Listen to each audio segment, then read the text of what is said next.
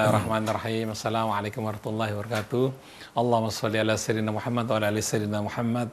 Ya, seperti biasa Radio Silatul Rahim dan juga radio-radio yang merelay acara kita, yaitu Radio Sela FM di Batam, Radio Luciana Number One di Semarang, Radio Madinah di Pontianak, Radio Almas di Magelang, Radio Habibullah di Banyuwangi, Radio Latansa di Sukabumi, dan juga radio komunitas di Bondowoso. Kita ketemu lagi dalam acara Renungan di Bawah Naungan Al-Quran. Kita masih melanjutkan pelajaran kemarin. Mari kita buka kembali surat An-Mumtahanah atau surat ke-60. Kita mulai dari ayat 7. Assalamualaikum warahmatullahi wabarakatuh. Waalaikumsalam warahmatullahi wabarakatuh. A'udzu billahi minasyaitonir rajim. Bismillahirrahmanirrahim. Alhamdulillahi rabbil alamin. Allahumma salli wa sallim wa barik ala sayyidina Muhammadin wa alihi wa sahbihi wa sallim. Subhanaka la ilma lana illa ma 'allamtana innaka antal alimul hakim. Wa la hawla wa la quwwata illa billahil aliyyil azim. Allahumma shrah sudurana lima rashidi amrik. Allahumma 'allimna ma yanfa'una wanfa'na bima 'allamtana. Allahumma hdina subulas salam wa akhrijna minadh dhulumati ilan nur wahdina ila siratikal mustaqim. Allahumma fatiras samawati wal ard, 'alimal ghaibi wasyahadati anta tahkumu baina ibadika fima kanu fihi yakhtalifun. Ihdina lima ikhtalifa fihi minal haqqi biidhnik innaka tahdi man tasha'u ila siratim mustaqim. Amma ba'du. Ikhwan, akhwat, pendengar, pemirsa radio televisi Silaturahim yang dirahmati Allah. Alhamdulillah pagi hari ini kita dapat kembali melanjutkan renungan kita di bawah naungan Al-Quran bersama suratul Mumtahanah. Surah yang diturunkan Allah Subhanahu wa ta'ala untuk merespon dan menanggapi satu peristiwa yang terjadi pada masa Nabi kita Muhammad sallallahu alaihi wasallam, di mana salah seorang sahabat yang pernah berjuang dalam peperangan Badar. Sahabat yang mempunyai kedudukan yang mulia, disebabkan karena kelemahan perasaannya terhadap keluarganya. Ketika mendengar Nabi akan mengirimkan pasukannya untuk merebut kota Mekah karena khawatir kalau keluarganya akan terkena imbas dari peperangan tersebut, dia mengirimkan surat memberikan peringatan kepada mereka. Surat ini bila sampai niscaya akan menghilangkan unsur kejutan dalam peperangan, hingga membuat kaum musyrikin dapat bersiap-siap mengumpulkan kekuatan mereka. Ini yang tidak diinginkan oleh Allah dan Rasul-Nya. Allah Subhanahu wa ta'ala memberitahukan Rasul-Nya bahwa ada kejadian tersebut. Akhirnya surat yang dititipkan pada seorang wanita dapat direbut kembali oleh Rasulullah SAW. Loyalitas kita, wala kita harus betul-betul serahkan seutuhnya kepada Allah Subhanahu wa ta'ala. Kemudian kepada Rasul-Nya atas perintah Allah, kemudian kepada orang yang beriman. Ini yang harus dilakukan orang yang beriman. Oleh karena itu loyalitas kita bukan pada kelompok, bukan pada golongan, bukan pada keluarga, bukan pada etnik, bukan pada suku maupun bangsa. Siapa yang menyerahkan loyalitasnya kepada semua ini, maka dia termasuk orang-orang yang mempersekutukan Allah. Dan inilah bencana yang menimpa kaum muslimin, di mana loyalitas mereka bukan kepada Allah, bukan kepada Rasul-Nya, bukan kepada orang yang beriman, tapi pada kelompok, pada sekte, pada mazhab, begitu pula pada etnik, pada suku, pada bangsa, yang semuanya bukan merupakan hal-hal yang Allah Subhanahu wa ta'ala izinkan bagi kita semua. Oleh karena itu kita berharap umat Islam di Indonesia hendaklah, walaupun mereka berasal dari etnik, suku, warna kulit, bahasa yang berbeda-beda, ataupun mereka bernaung di bawah organisasi yang berbeda-beda, NU-nya, Muhammadiyahnya, Persisnya, atau madhabnya, Syiah, Sunnah, dan lain-lainnya, hendaknya mereka jangan lebih menitik beratkan pada kelompok, golongan, organisasi mereka, suku mereka, dan lain sebagainya. Menitik beratkan kepada Allah, kepada Rasul-Nya, kepada orang yang beriman, faham-faham tradisi-tradisi budaya yang tidak benar yang berasal dari doktrin kelompok mereka harus disingkirkan. Mereka harus berjuang untuk memurnikan pengabdian mereka kepada Allah sebagaimana firman-Nya, "Wa ma umiru illa liya'budullah mukhlishina lahuddina hunafa." Mereka tidak diperintahkan kecuali untuk beribadah kepada Allah, mengabdikan hidup mereka untuk Allah dengan betul-betul mengikhlaskan, memurnikan mereka, pengabdian mereka semata-mata hanya untuk Allah. Mereka mendirikan sholat, mengeluarkan zakat, dan itulah ajaran yang lurus, yang sebenar-benarnya. Oleh karena itu kita berharap mulai saat ini dan seterusnya, hentikan slogan-slogan sektarian. Demikian pula slogan-slogan madhab. Madhab bukan untuk membuat orang menjadi kerdil. Ini merupakan pandangan-pandangan pemikiran dari para mujtahid yang membantu kita untuk menerangi perjalanan kita. Dan dia bukan merupakan identitas. Identitas kita adalah Islam. Sibghatullah wa man ahsanu minallahi sibghah. Ini merupakan celupan Allah, uniform Allah. Siapakah yang lebih baik? Celupannya dari celupan Allah Subhanahu wa taala. Inilah merupakan agama yang diridhai Allah. Wa may yabtaghi ghairal islami dinan fala yuqbala minhu wa huwa fil akhirati minal khasirin. Jangan Anda datang ke hadapan Allah dengan membawa identitas Syiah atau Sunnah atau Syafi'i, Maliki, Hambali, Hanafi, Muhammadiyah, NU, Persis, bukan datang dengan membawa Islam. Bila Anda demikian, Anda akan menyesal di hari kemudian nanti, di mana Allah tidak akan sama sekali membuka pintu rahmatnya bagi Anda. Oleh karena itu persoalan wala atau loyalitas ini merupakan hal yang amat penting. Ruh dari agama kita adalah loyalitas kita. Oleh karena itu walaupun kita mengaku beragama, sholat, berpuasa, beribadah, tapi loyalitas kita bukan untuk Allah, bukan Rasulnya, bukan pula untuk orang yang beriman. Allah tidak akan menerima semua itu.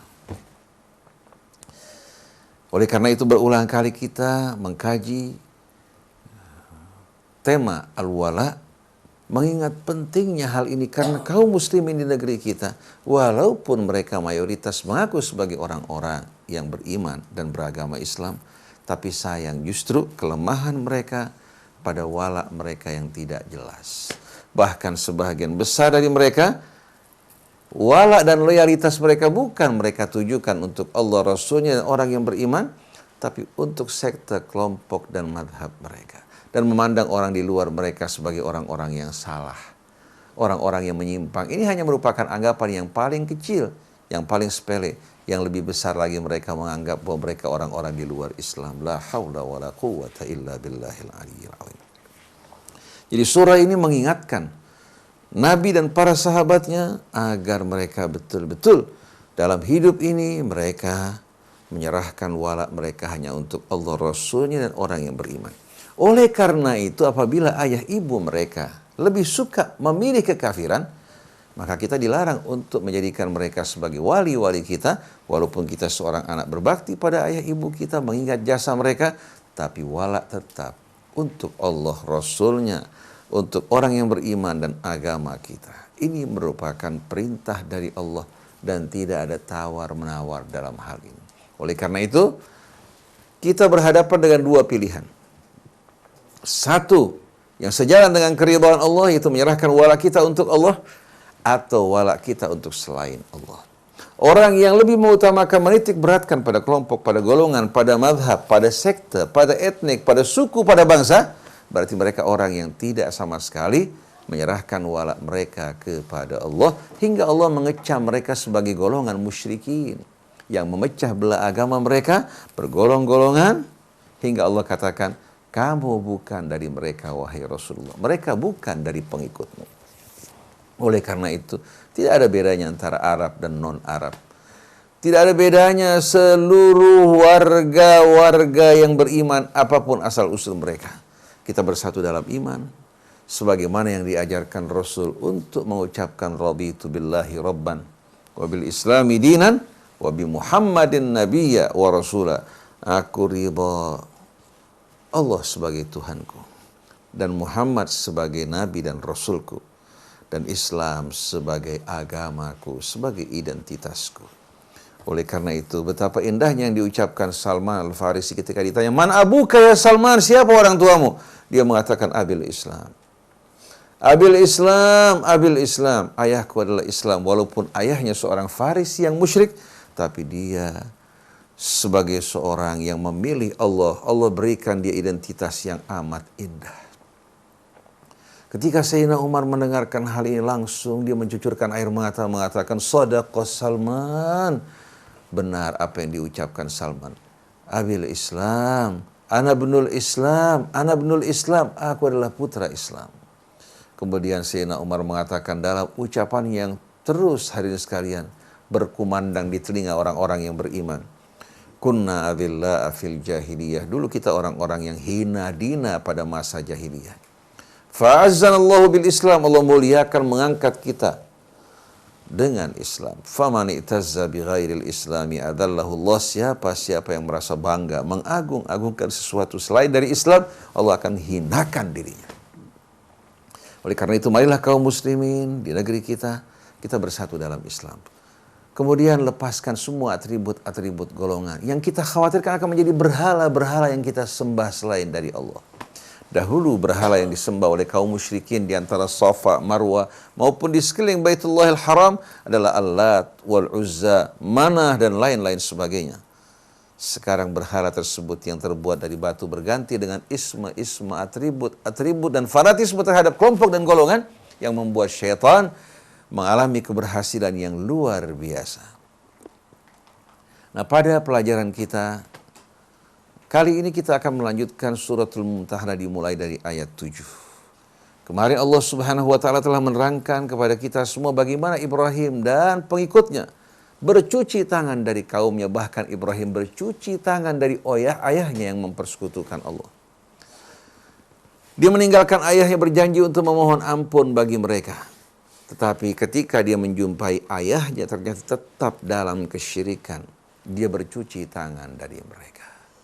Oleh karena itu, kalau kita mengaku putra Islam, maka saudara kita yang sebenarnya, ayah kita, ibu kita adalah Islam dan orang-orang yang bernaung di bawah naungan Islam. Dan jangan pernah Anda memecah belah dan membangun sekat-sekat golongan di tengah-tengah kaum muslimin.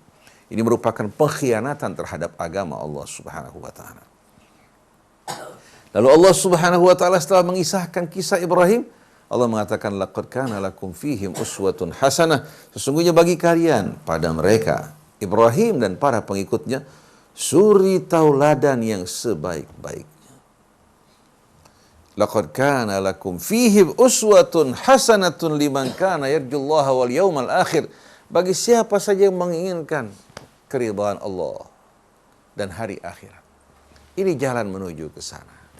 Tapi mereka yang tidak menginginkan akhirat, tidak menginginkan Allah, tapi mereka menginginkan dunia, mereka akan berupaya memutar balikkan dan menjungkir balikkan nilai-nilai Islam dan ayat-ayat Allah. Terserah Anda dengan pilihan Anda. Yang penting kami menjelaskan apa yang Allah wajibkan atas kita untuk dijelaskan. Sesungguhnya bagi kalian pada Ibrahim dan para pengikutnya suri tauladan yang sebaik-baiknya. Bagaimana dia rela meninggalkan orang tuanya. Bagaimana dia rela meninggalkan kaumnya. Bagaimana dia rela untuk dicampakkan ke dalam api. Hanya karena memilih Allah Subhanahu wa ta'ala. Wa may yatawalla fa innallaha huwal ghaniyul hamid. Siapa-siapa yang berpaling, menolak untuk menyerahkan walaknya teruntuk Allah, Rasulnya, dan orang yang beriman, Allah Maha Kaya lagi Maha Terpuji. Nah, kita akan baca suratul Fatihah terlebih dahulu. Kemudian kita akan lanjutkan ayat-ayat berikutnya. Dimulai dari ayat 7. A'udzu billahi minasy syaithanir rajim. Bismillahirrahmanirrahim. Alhamdulillahi rabbil alamin. Ar-Rahmanir-Rahim. Maliki yaumiddin. Iyyaka na'budu wa iyyaka nasta'in. Ihdinas siratal mustaqim. Shiratal ladzina an'amta 'alaihim ghairil maghdubi 'alaihim waladdallin.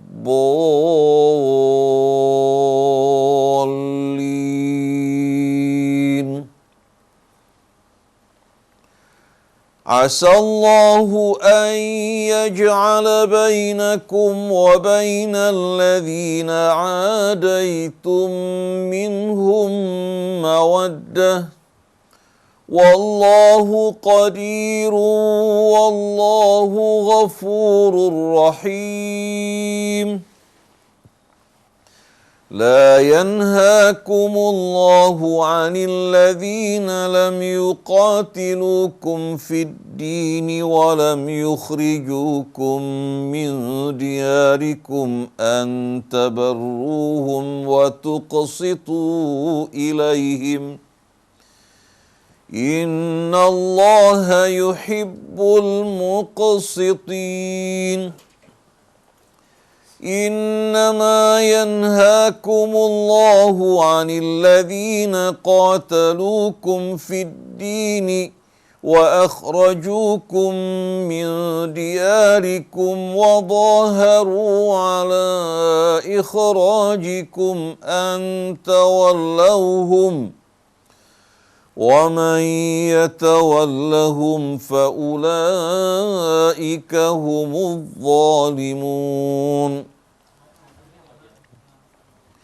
يا أيها الذين آمنوا إذا جاءكم المؤمنات مهاجرات فامتحنوهن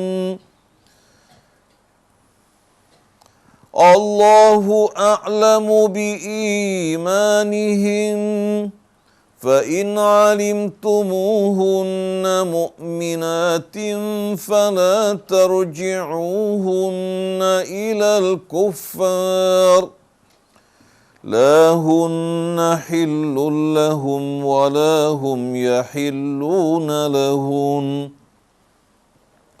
وآتوهم ما أنفقوا ولا جناح عليكم أن تنكحوهن إذا آتيتموهن أجورهن ولا تمسكوا بعصم الكوافر واسألوا ما أنفقتم وليسألوا ما أنفقوا ذلكم حكم الله يحكم بينكم والله عليم حكيم.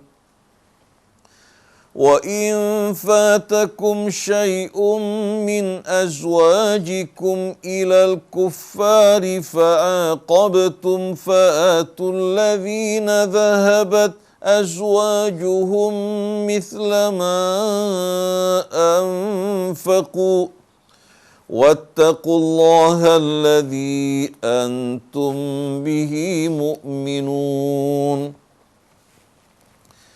يا أيها النبي إذا جاءك المؤمنات يبايعنك على أن لا يشركن بالله شيئا ولا يسرقن ولا يزنين ولا يقتلن أولادهن ولا يأتين ببهتان يفترينه بين أيديهن وأرجلهن ولا يعصينك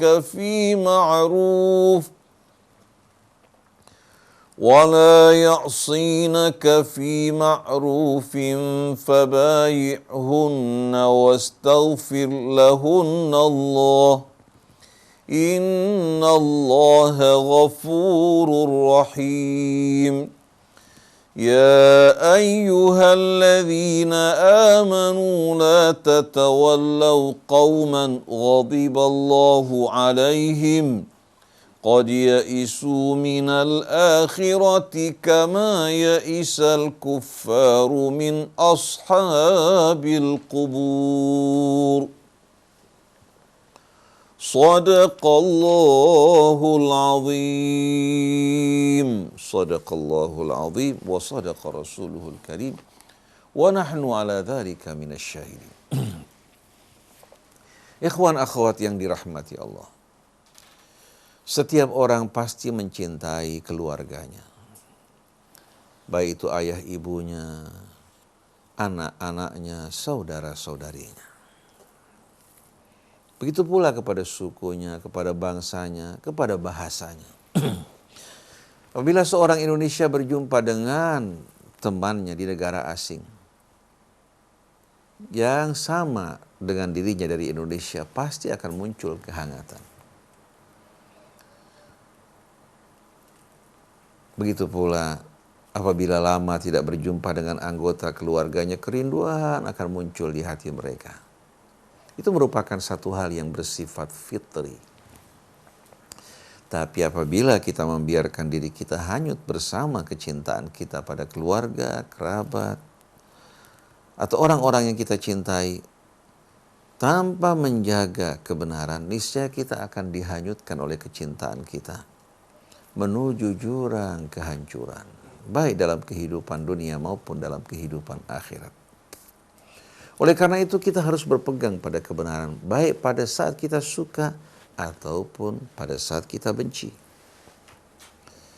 pada saat kita senang maupun pada saat kita susah, pada saat kita lapang ataupun kita sempit, pada orang yang menyukai kita ataupun membenci kita. Allah perintahkan kita untuk berlaku adil. Wala yajrimannakum syana'anu qaumin ala alla ta'dilu. Jangan rasa benci kalian pada satu kaum atau kebencian satu kaum pada kalian membuat kalian tidak berlaku adil. Oleh karena itu, walaupun kewajiban kita kepada kaum kerabat, apalagi pada orang tua kita begitu besar, pada saat mereka memilih kekafiran, kita tidak dibenarkan untuk menjadikan mereka wali-wali kita. Tetap kewajiban kita sebagai anak pada orang tua kita lakukan. Begitu pula kerabat kita di sana membutuhkan sesuatu, kita bantu mereka. Tapi mereka bukanlah wali-wali kita. Wali kita adalah Allah, Rasulnya, dan orang-orang yang beriman. Lalu Allah Subhanahu wa ta'ala menerangkan, apabila kita berpegang pada kebenaran, berpegang betul-betul kepada tali Allah, mengutamakan ridhanya, Allah Subhanahu wa ta'ala kuasa untuk mengubah kebencian yang ada di hati orang-orang yang membenci kalian, dari kalangan kaum kerabat, dari teman dan orang yang kalian cintai. Allah kuasa untuk mengubah kebencian mereka menjadi kecintaan, sebagaimana yang terjadi pada masa Nabi, pada masa sahabat yang dahulu membenci Nabi kita, yang dahulu membenci para sahabat Nabi kita, ternyata mereka berbondong-bondong masuk ke dalam Islam. Oleh karena itu, hendaklah yang kita betul-betul jaga, pelihara dalam kehidupan ini adalah wala kita kepada Allah. Apabila orang tua kita, keluarga kita, kerabat kita, teman kita, orang-orang yang dekat dengan kita lebih mengutamakan kekafiran, mereka memilih kekafiran, mereka tetap kita berpegang pada Islam. Dan kita juga menjaga wala kita hanya untuk Allah. Kalau mereka meminta kita melakukan sesuatu yang bertentangan dengan keridhaan Allah, kita katakan la wa alfu la, karena wala kami hanya untuk Allah. Kewajiban kami untuk berbuat baik pada kalian itu pun merupakan bahagian dari perintah Allah. Tapi kalau mengikuti kalian pada apa-apa yang dilarang oleh Allah, ini merupakan sikap dan perbuatan yang tidak dibenarkan oleh Allah, yang akan mencederai wala dan loyalitas kita kepada Allah. Oleh karena itu, tidak dibenarkan dengan alasan kita berbakti pada ayah ibu kita, kita memberikan minuman keras untuk mereka, atau melakukan perbuatan yang diharamkan oleh Allah dengan alasan kebaktian. Kita berbakti pada mereka, berbuat baik pada mereka selagi apa yang kita lakukan tidak bertentangan dengan keridhaan Allah.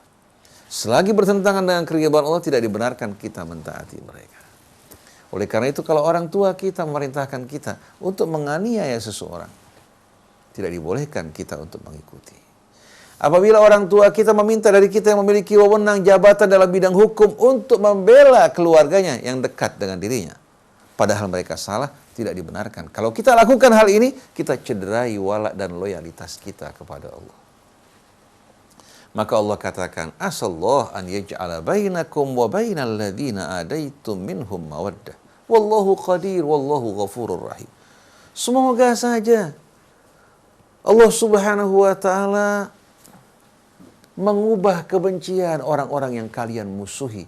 Orang-orang yang memusuhi kalian, Allah kuasa untuk mengubah kebencian mereka menjadi kecintaan.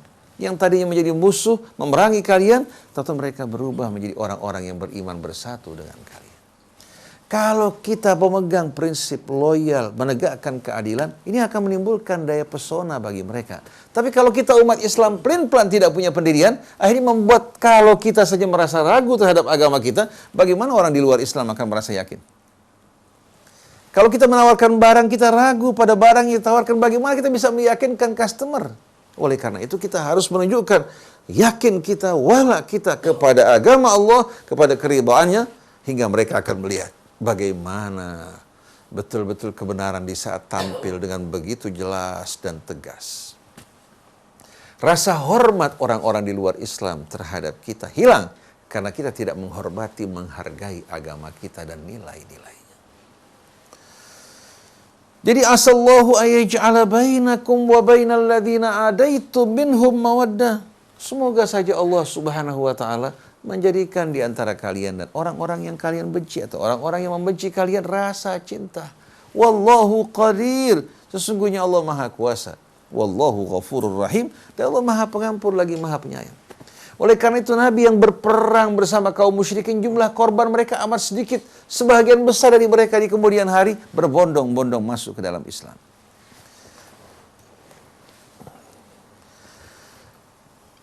Jadi bagaimana Allah Subhanahu wa taala memberikan kabar gembira bagi kita.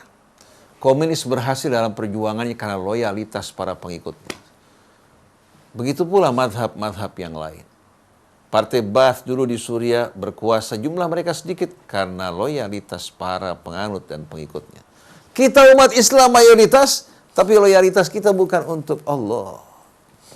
Ada yang loyalitasnya untuk raja-raja dan para penguasa, ada lagi untuk kedudukan, ada lagi untuk harta.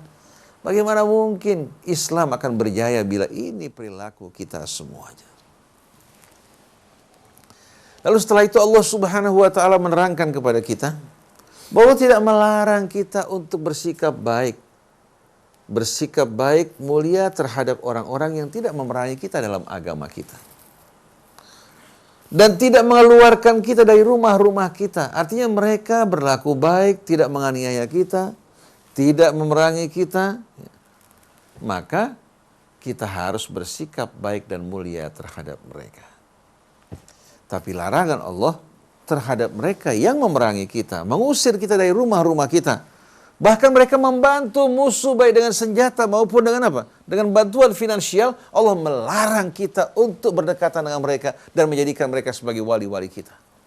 Maka dengan tegas Allah menerangkan, la yanhakumullah anil ladzina lam yuqatilukum fid din wa lam yukhrijukum min diyarikum an tabarruhum wa tuqsitu ilaihim innallaha yuhibbul muqsitin.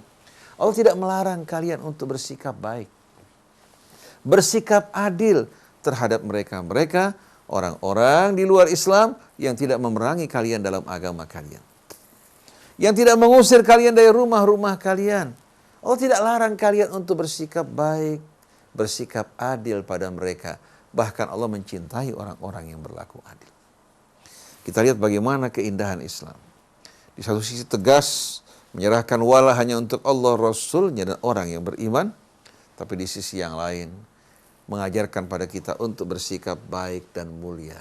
Karena Islam agama yang mengajarkan kita untuk menaburkan rahmat. Bukan karena berbeda agama, kita langsung menghalalkan darah dia, hartanya maupun mencederai kehormatannya, sama sekali tidak. Islam mendidik kita untuk menjadi manusia yang beradab. Kalau mereka mengangkat senjata, melakukan teror, memerangi kita, mengusir kita dari rumah-rumah kita, atau mereka membantu musuh untuk memerangi kita, maka pada saat itu kehormatan mereka, bukan kita yang mencederai, tapi mereka yang melukai, mencederai kehormatan mereka sendiri. Masa kita akan menyerahkan pipi kita untuk ditampar oleh mereka. Kita akan memberikan senjata untuk mereka menikam kita. Hakalla wa alfukalla. Kita akan perlakukan orang sebagaimana perbuatan mereka. Mereka berbuat baik, kita akan lebih baik. Mereka berbuat buruk, kita pun tidak gentar menghadapi mereka. Lalu setelah itu Allah Subhanahu wa taala menegaskan pada ayat berikutnya. Innama yanhaakumullahu 'anil ladzina qataluukum fid dini wa akhrajuukum min diyarikum wa dhaharu 'ala ikhrajikum an tawallawhum faulaika humudz zalimun. Sesungguhnya yang Allah larang untuk kalian dekati mereka, berbuat baik terhadap mereka, mengadakan hubungan bersama mereka. Yang Allah larang adalah orang-orang yang memelangi kalian dalam agama, mengusir kalian dari rumah-rumah kalian.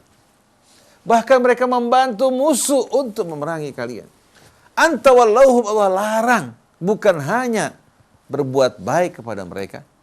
Allah larang kalian menjadikan mereka sebagai wali-wali kalian. Lihat bagaimana Israel memberantai saudara-saudara kita, kaum muslimin di Palestina, merusak tanaman mereka, menghancurkan rumah-rumah mereka. Kita saksikan bagaimana Amerika memberikan dukungan dan bantuan kepada mereka, membela mereka di PBB. Bagaimana orang seperti ini akan menjadi kawan kita? Bagaimana kita dapat berkawan, berangkulan, berpelukan dengan orang-orang yang memerangi saudara kita, yang menganiaya mereka, merestui perbuatan-perbuatan kejahatan-kejahatan mereka. Oleh karena itu kita bertanya pada negara-negara Teluk, negara-negara Arab yang berhubungan mesra dengan mereka semuanya. Bahkan tidak menegur, tidak melakukan tindakan terhadap kejahatan yang mereka lakukan. Sedangkan PBB hanya merupakan tameng, benteng yang melindungi kejahatan-kejahatan yang mereka lakukan. Kejahatan-kejahatan kemanusiaan yang keji yang mereka lakukan. Dengan kekuatan mereka, dengan dana yang mereka persembahkan yang begitu besar, akhirnya memaksa PBB dan organisasi-organisasi yang bernaung di bawahnya untuk membela kepentingan negara-negara besar. Sebagaimana pepatah yang kuat, yang menang dialah yang menentukan kebenaran. Dia menentukan nilai-nilai kebenaran maupun kebatilan. Ini yang amat menyedihkan, yang mengerikan. Oleh karena itu umat Islam harus kuat secara fisik, begitu pula dari segi ekonominya, dalam kehidupan sosialnya, dan ini hanya dapat terjadi kalau kita bersatu dalam agama Allah. Nonsen kita akan menang, berjaya dan kuat kalau kita masih berpecah belah, bergolong-golongan, hanya ribut dalam persoalan-persoalan yang tidak merupakan bahagian utama dari agama Allah, tapi dari ijtihad dan pemikiran para ulama kita. Kita harus bedakan antara syariat Allah, agamanya yang datang langsung dari Allah, yang disampaikan Rasul secara mutawatir dan disepakati, dengan fikih-fikih para ulama. Fikih para ulama merupakan pendapat manusia dan ijtihadnya. Sedangkan syariat Allah, perintah untuk menegakkan agama Allah, bersatu dalam agama Allah, merupakan hal yang tidak dapat ditawar. Jadi sesungguhnya Allah melarang kalian dari orang-orang yang memerangi kalian dalam agama kalian, mengusir kalian dari rumah-rumah kalian, membantu musuh untuk mengusir kalian. Antawallahum, jangan pernah kalian menjadikan mereka sebagai wali-wali kalian. Wa may yatawallahum faulaika humudz zalimun. Siapa yang menjadikan mereka sebagai walinya, mereka adalah orang-orang yang zalim. Oleh karena itu dalam surat Taubah, setelah Allah melarang kita untuk menjadikan ayah ibu kita sebagai wali-wali kita kalau mereka memilih kekafiran, ya ayyuhalladzina amanu la tattakhidhu aba'akum wa ikhwanakum awliya'a in istahabbul kufra al iman. Ayat berikutnya ancaman yang mengerikan. Qul in kana aba'ukum wa abna'ukum wa ikhwanukum wa ashiratukum. Kemudian wa amwalun iktaraftumuha wa tijaratun takhshawna kasadaha wa masakinu tardawnaha ahabba ilaikum minallahi wa rasulihi wa jihadin fi sabilihi fatarabbasu hatta ya'tiyallahu bi amrih wallahu la yahdil qaumal fasiqin. Katakan wahai Rasulullah, kalau ayah ibu kalian, kemudian pasangan kalian, saudara-saudari kalian, harta yang kalian miliki, kemudian perdagangan yang kalian geluti, rumah-rumah yang kalian cintai lebih kalian utamakan dari Allah, Rasulnya, dan berjuang di jalannya, tunggulah Allah Subhanahu wa ta'ala hingga Allah mengirimkan ketetapannya atas kalian. Sesungguhnya Allah tidak akan memberikan hidayahnya kepada orang fasik. Di saat kita mengutamakan ayah, ibu kita, anak-anak kita, pasangan kita, keluarga kita, harta benda yang kita miliki, perdagangan yang kita geluti, begitu pula rumah-rumah yang kita diami, lebih kita cintai dari Allah dan Rasulnya, tunggulah hingga Allah mengirimkan bagi kalian ketentuan, yaitu adabnya. Sesungguhnya Allah tidak akan memberikan hidayah bagi orang-orang yang fasik. Ini ayat yang begitu jelas, begitu gamblang. Ayat 24 dari surah Taubah. Lalu setelah itu Allah Subhanahu wa ta'ala menerangkan hadirin sekalian tentang wanita-wanita muslimat yang berlari meninggalkan kota Mekah, lari meninggalkan suami mereka untuk bergabung bersama Nabi kita Muhammad sallallahu alaihi wasallam. Padahal dalam perjanjian sebelumnya di Hudaybiyah, perjanjian tersebut menentukan siapa saja yang lari dari orang musyrik menuju Rasulullah, bergabung bersama kaum muslimin, wajib untuk dipulangkan. Sedangkan kalau kaum muslimin yang lari menuju kota Mekah, mereka tidak wajib untuk memulangkan. Ini perjanjian yang merugikan, tapi Allah di balik semua ini telah menentukan hikmah-hikmahnya. Maka Allah Subhanahu wa ta'ala untuk menjaga kehormatan kaum wanita kita, untuk tidak dicederai, untuk tidak disakiti dan dianiaya, Allah Subhanahu wa ta'ala memerintahkan Nabi dan orang yang beriman untuk menguji wanita-wanita ini. Apa betul-betul mereka hijrah disebabkan karena ingin menyelamatkan agama mereka? Apakah hijrah karena ingin lari dari suami mereka dan lain sebagainya? Kalau terbukti mereka hijrah karena Allah, karena membela agamanya, karena ingin bergabung dengan kaum muslimin, Allah tidak izinkan Rasul untuk memulangkan mereka, tapi memberikan ganti rugi dengan memulangkan mahar yang pernah digunakan untuk menikahi wanita-wanita ini. Nah, kita lihat bagaimana keadilan Islam. Ya ayyuhalladzina amanu idza ja'akumul mu'minatu muhajiratin famtahinuhun. Wahai orang-orang yang beriman, apabila datang wanita-wanita yang beriman berhijrah menuju kalian, uji mereka terlebih dahulu. Allah perintahkan untuk menguji mereka. Allahu a'lamu bi imanihin. Allah lebih tahu mengenai keimanan mereka.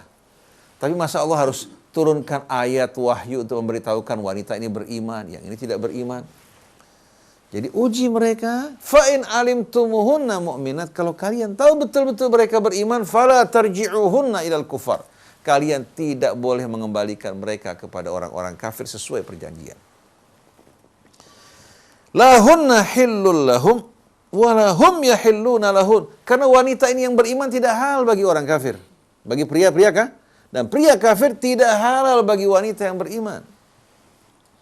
Wa atuhum ma anfaqu, kemudian berikan mereka, para suami mereka yang ditinggalkan, apa yang pernah mereka keluarkan dalam perkawinan.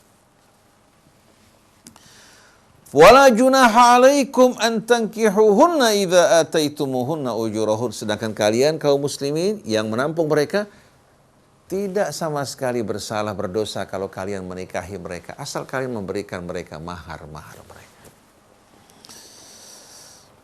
Setelah itu Allah Subhanahu wa ta'ala katakan, wala tumsiku bi'isamil kawafir. Jangan kalian tetap berpegang pada ikatan pertalian dengan orang-orang kafir. Wala tumsiku bi'isamil kawafir. Jangan sekali-kali kalian terikat dengan ikatan dengan orang-orang kafir. Was'alu ma anfaqtum wal yas'alu ma anfaqu. Kalian mintalah apa yang kalian pernah infakkan, dan mereka juga meminta apa yang pernah mereka infakkan. Artinya, kalau sampai ada wanita muslimah yang lari ke mereka, orang Islam berhak untuk meminta apa yang pernah diberikan pada wanita ini. Begitu juga mereka punya hak untuk meminta apa yang pernah mereka keluarkan dari kerugian. Dzalikum hukmullahi yahkumu bainakum. Itulah hukum Allah yang Allah putuskan di antara kalian. Wallahu alimun hakim. Sesungguhnya Allah Maha tahu lagi Maha bijaksana. Bagaimana Allah merintahkan kita untuk memberikan ganti rugi terhadap mereka.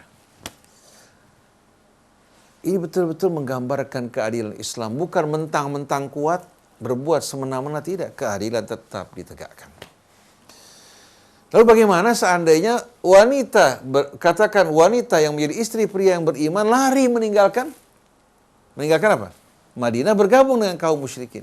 Lalu orang-orang musyrik tidak mau membayar ganti rugi. Wa in fatakum min azwajikum wa in fatakum syai'um min azwajikum ilal kuffari fa'aqabtum fa'atul ladzina dhahabat azwajuhum mithla ma anfaqu wattaqullaha alladzi antum bihi mu'minun.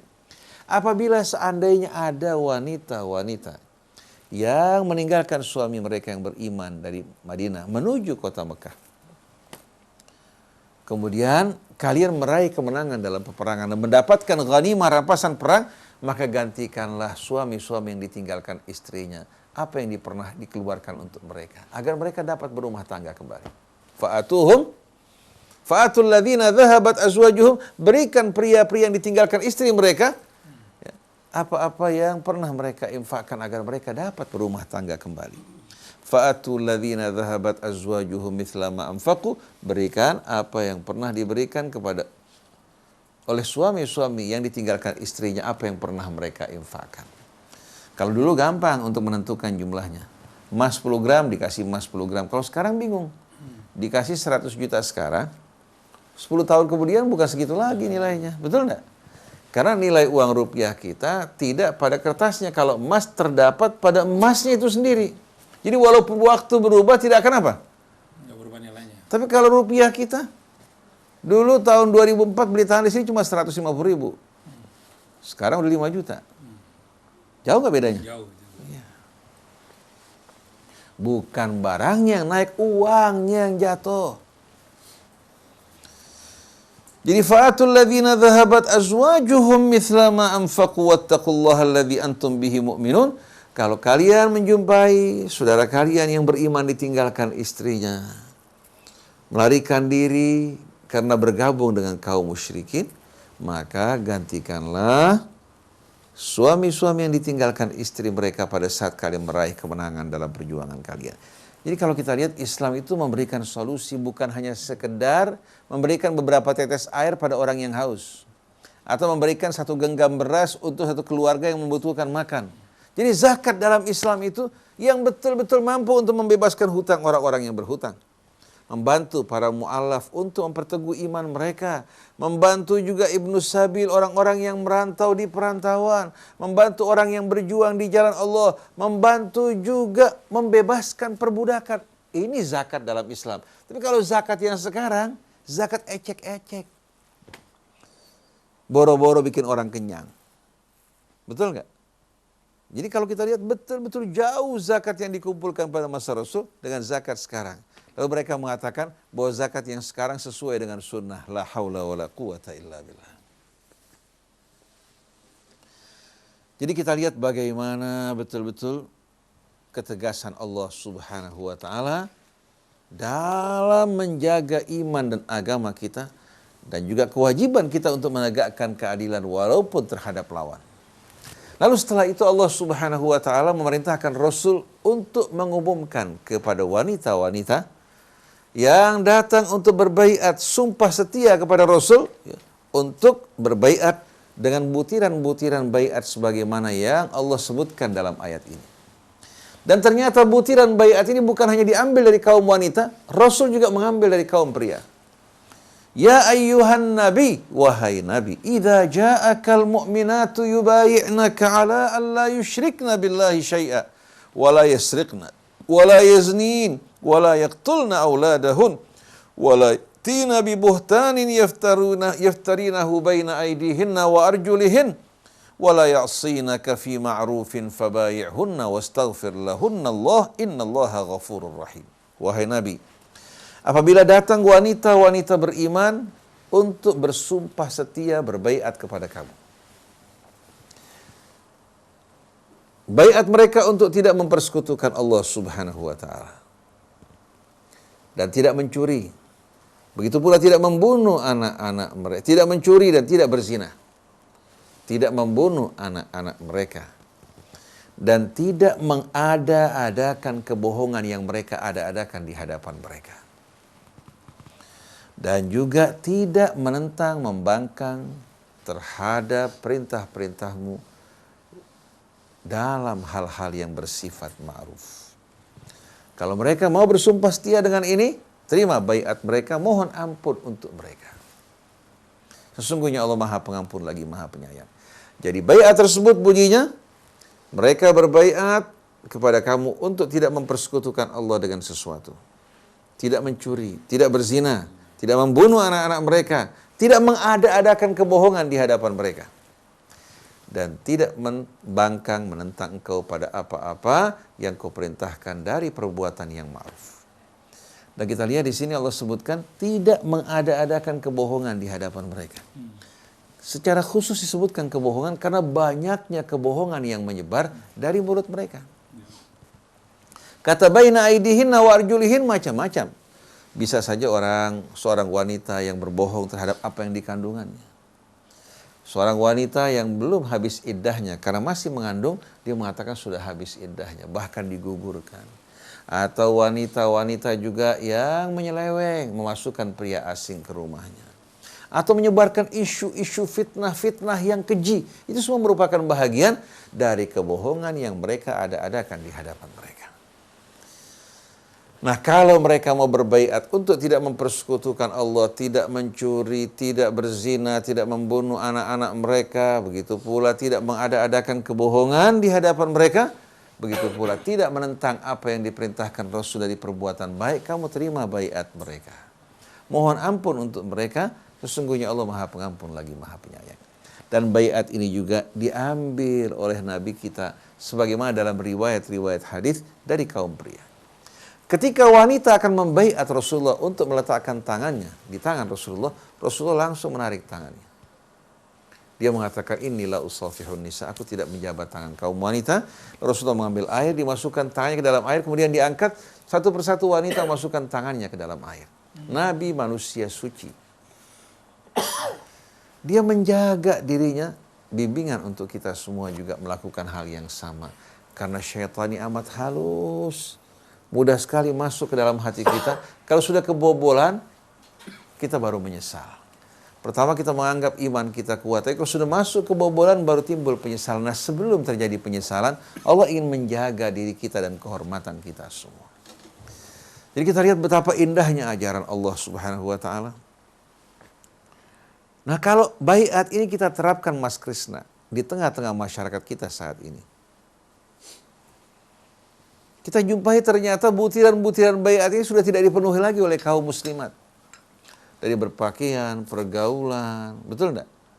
Dan berbagai macam perbuatan-perbuatan yang jauh dari tuntunan Allah Subhanahu wa Ta'ala. Kenapa ini tidak menjadi perhatian mereka? Karena kita, para ustadz, para ulama sibuk masalah kunut, sibuk masalah bid'ah-bid'ah yang sebetulnya bukan bahagian dari agama Allah, tapi masalah ini kita abaikan, kita sepelekan. Akhirnya mereka berani melakukan perbuatan nista, mencuri, berzina, melakukan kebohongan, membunuh anak-anak mereka, menggugurkan kandungan mereka, dan kejahatan-kejahatan yang lain yang mereka lakukan. Wal'iyadzubillah. Nah, sebagai penutup, ayat terakhir dari suratul Mumtahanah, ya ayyuhalladzina amanu la tatawallau qauman ghadiballahu alaihim. Wahai orang yang beriman, jangan sekali-kali kalian mengangkat orang-orang yang Allah murkai sebagai wali-wali kalian. Orang kalau mempersekutukan Allah, dicintai Allah apa dimuliakan Allah? Dimurkai Allah. Sudah mempersekutukan Allah, melakukan kejahatan, menghalalkan apa yang diharamkan Allah, merusak sistem, menyogok para pejabat, merusak bangsa negara, menguasai perekonomian dan melakukan monopoli. Bagaimana mungkin mereka orang-orang yang dicintai Allah SWT? Jangan kalian mengangkat orang-orang yang dimurkai Allah sebagai wali-wali kalian. Termasuk juga bukan hanya merekanya, orang di luar Islam, orang Islam yang kerja sama mereka juga sama hukumnya, bahkan lebih jahat karena mereka pengkhianat bangsa dan negara. Jangan kalian mengangkat orang-orang yang dimurkai Allah sebagai wali-wali kalian. Qad ya'isu minal akhirah kama ya'isal kufaru min ashabil kubur. Dan mereka telah putus asa untuk meraih keselamatan di hari akhirat sebagaimana orang-orang kafir dari penghuni kuburan yang berputus asa untuk mendapatkan keselamatan dan kebahagiaan di hari akhir. Karena orang kalau sudah kafir meninggal dunia, tidak akan ada ampunan baginya.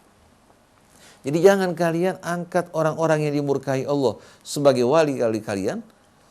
Mereka telah berputus asa, kehilangan harapan mereka untuk selamat di hari akhir. Sebagaimana orang-orang kafir dalam kubur mereka juga kehilangan harapan mereka. Nah, alhamdulillah kita masih diberikan harapan. Oleh karena itu, tugas sebagai seorang dai menyampaikan walaupun tidak disukai orang. Dan kalau seandainya Allah cabut nyawa saya dalam menyampaikan hal ini, menyampaikan kebenaran, betapa bahagianya saya. Oleh karena itu tidak berat meninggalkan dunia kita bersama keluarga kita. Daripada kita menyaksikan berbagai macam kepalsuan, kebohongan, kemaksiatan yang merajalela. Kita berharap agar kita bersama keluarga kita kaum muslimin dijaga, dipelihara oleh Allah. Karena mustahil tanpa bantuan dari Allah. Tanpa penjagaan dari Allah, tidak mungkin seorang pun dari kita akan mampu untuk menjaga kesucian. Apalagi di tengah zaman seperti saat ini. Kalau dulu orang ingin bermaksiat harus keluar dari rumahnya menggunakan biaya yang cukup besar, sekarang hari sekalian melalui internet. Bahkan tanpa keluar uang untuk membeli pulsa.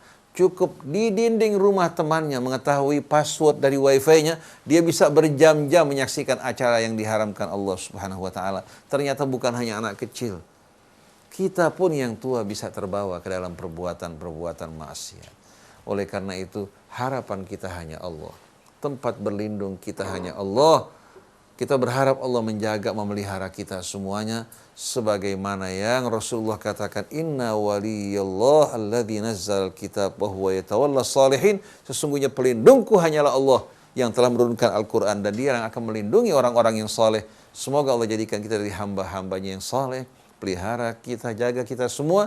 Jauhkan kita dari murkanya, dari adabnya, dari kesesatan. Dan menjaga keluarga kita, kesucian mereka, agama mereka, keimanan mereka. Apa kita tega menyaksikan anak kita salah satu dicampakkan ke dalam jurang api neraka? Oleh karena itu, semua ini merupakan hal yang betul-betul kita mohon kepada Allah untuk melindungi kita, keluarga kita, saudara kita, teman-teman kita, seluruh kaum muslimin agar dapat kembali menyatu dalam agama Allah dan mencampakkan semua hal-hal yang bisa memecah belah di antara kita semua. Mari bersama-sama kita angkat pemimpin yang beriman dan kontrol semua kebijakan-kebijakan dan perilakunya. Kalau dia menyimpang, berikan peringatan. Kalau dia tetap menyimpang, gantikan dengan yang lain. Karena pemimpin diangkat oleh orang di bawah, bukan yang di bawah mengangkat diri mereka sendiri. Jangan biarkan kita memberikan dukungan kepada kaum tiran atau melahirkan orang-orang yang tiran. Karena mereka bukan lahir sendiri, kita yang memberikan kesempatan karena kita mengabaikan kontrol pengawasan terhadap mereka. Subhanakallahumma wa bihamdik. Asyhadu an la ilaha illa anta astaghfiruka wa atubu ilaik. Wal afu minkum wassalamualaikum warahmatullahi wabarakatuh. Ya, alhamdulillah ya akhwat, kita telah dengarkan tadi renungan di bawah naungan Al-Quran yang mengambil surat ke-60 atau surat Mumtahanah, mulai dari ayat 7 sampai dengan ayat 13 atau ayat terakhir. Baik, terima kasih atas perhatian Anda semuanya. Saya Muhammad Krishna, Kebener Rizki, Ondi Saputra, Andri Seruput, dan juga Fajar. Mohon pamit. Wabillahi taufiq wal hidayah. Wassalamualaikum warahmatullahi wabarakatuh.